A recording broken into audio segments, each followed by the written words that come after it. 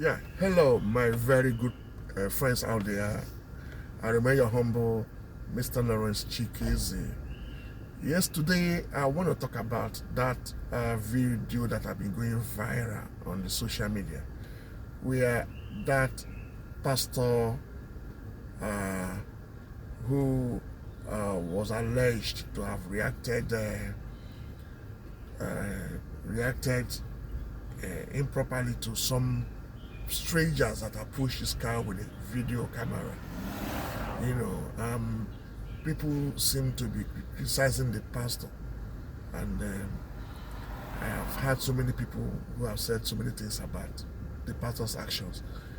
But I want to use this platform to express my view about that video and that pastor's action, because I'm not one of those who love catching clouds or falling. I don't fall along crowds. I look at things from the proper way of the issue. I deal with reality. I deal with facts. And I like to put myself in such positions to see how I will react if I find myself in that way. So that's the way I look at things. So I would humbly say that pastor was right. Yes, that pastor was right with his actions based on what we know today in Nigeria. Nigeria today is a country where we are all aware that the insecurity there is at the highest level, where anything is possible in Nigeria. Anything is possible. People devise all kind of means in order to rob people, kidnap people, and tame people, maintain people, clean them up, rob them. So I'm a Lagos boy. When I mean Lagos boy, I grew up in Lagos. So I can tell you today, now listen, I used to remember in those days at that Third Mainland Bridge, when there is a heavy traffic hold up, some people pretend like they are selling things, they are hawkers on the street. Then they will approach you on the car. Before you know, they will show you Kalatikba. They will show you Kalatikba. They will maintain you. They will clean you up. They will rob you. Neat. Collect all you have. And then they'll walk away and nothing will happen. And that was then. Compared to be today in Nigeria, where it is at the highest level, insecurity. So the pastor was only being cautious of himself, which is the normal thing any sensible Nigerian should be doing.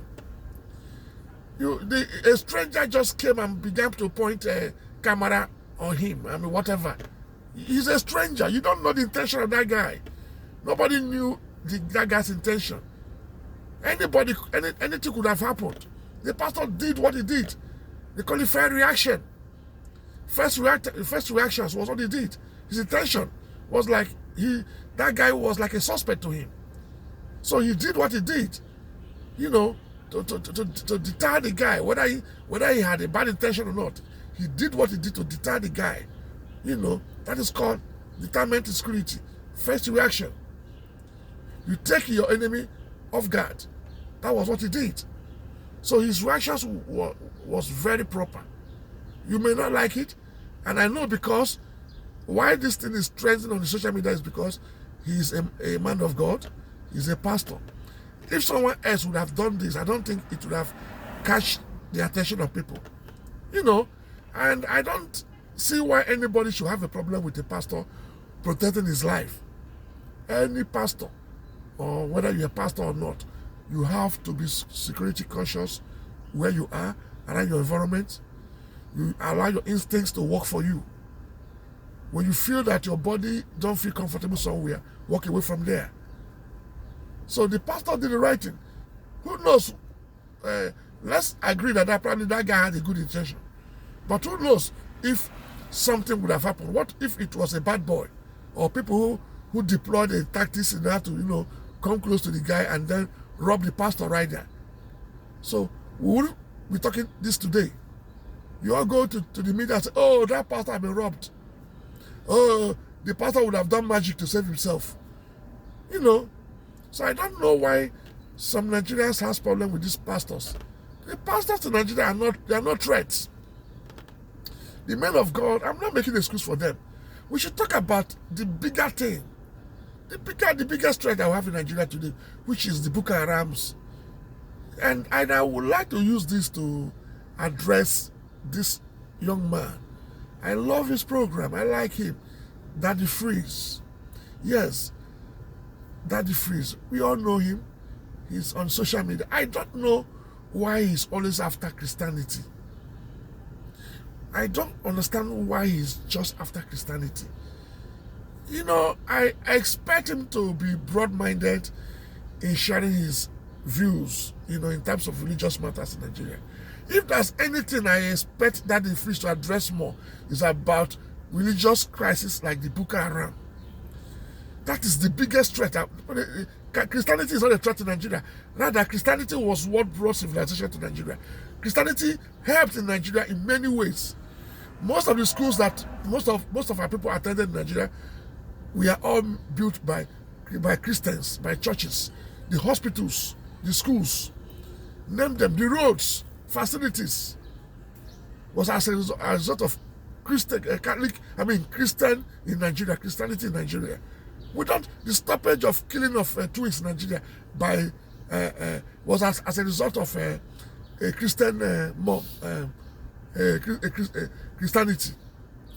Christianity have added a lot in Nigeria. Without Christianity in Europe would have been blind.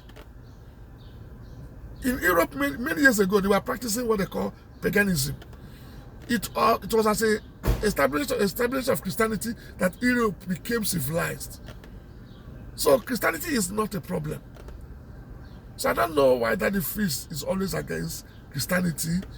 He is after. I know some pastors. I'm not making an excuse for these pastors, but I tell you, Daddy Freeze should be open. He should talk about other religions in Nigeria that have been causing problems.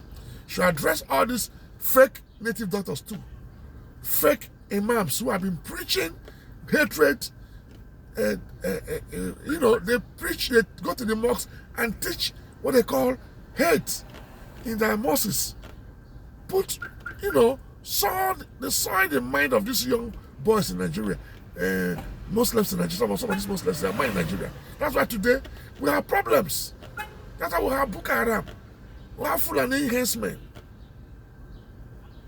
You know, the main purpose why they have Boko Haram in Nigeria is because they said that they wanted to establish an Islamic caliphate in Nigeria.